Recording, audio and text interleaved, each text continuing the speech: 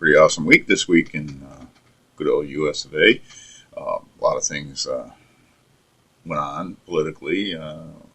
Everybody's got their own opinion about what's happening over in Afghanistan right now.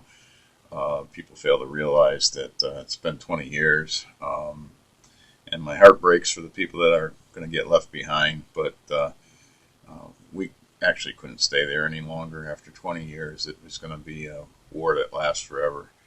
And I think that's kind of what Joe Biden was alluding to. I'm not a big Biden fan, but we had to leave. Now, the method they chose to leave, that's a whole different matter. Just kind of pulling a plug and taking all the troops out and leaving a substantial number of American sympathizers behind without any vetting to get them out of the country and do all that before all the troops were withdrawn. That was just not really the best thing that America could have done. It was kind of like witnessing Vietnam all over again.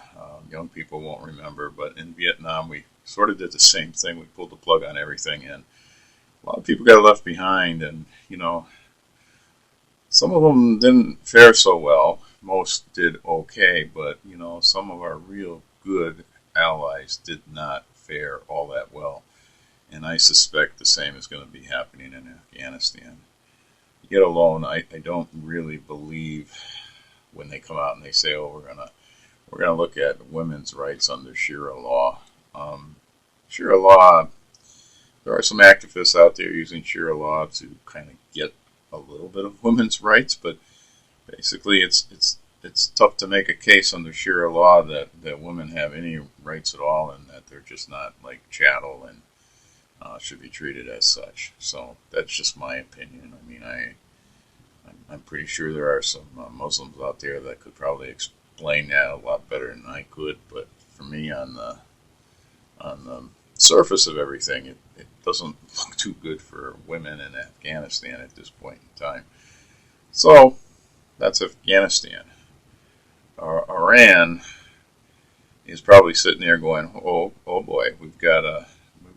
Remember, Iran is very different than what's going on in Afghanistan. The Muslims in Afghanistan are basically the same kind you get in Saudi Arabia, and they're not the same kind as you get in Iran. And there's a lot of jostling in the Middle East between those two different factions of Muslims. So this is probably not going to bode too well for Iran, Iraq, Syria, Afghanistan, any of the stands up there, because it's not going to be long before the Taliban kind of starts spreading its wings out.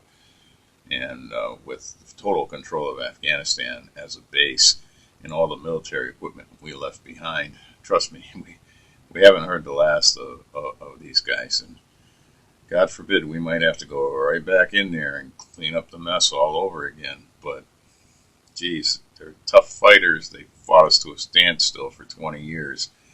Not too sure I'd want to sign up for that cruise again.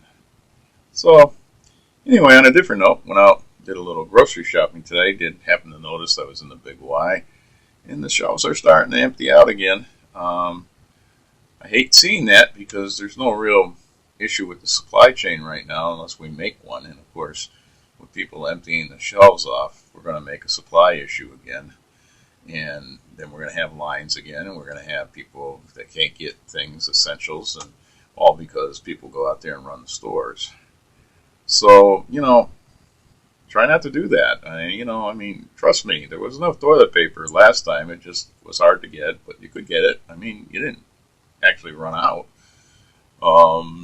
Trouble is you're looking at things like meat and stuff like that, and there's pretty much a lot of it. Like I was in Costco too, a lot in Costco. Start running that, and we're going to be back to a lot of pork on the racks. Nothing else. So people need to use their common sense. I doubt very seriously if this country will go into lockdown again. They just can't afford to go into lockdown. They may want politically to go into lockdown because 2022 is around the corner, and they'd like to have those lax voting standards stick around for the 2022 elections.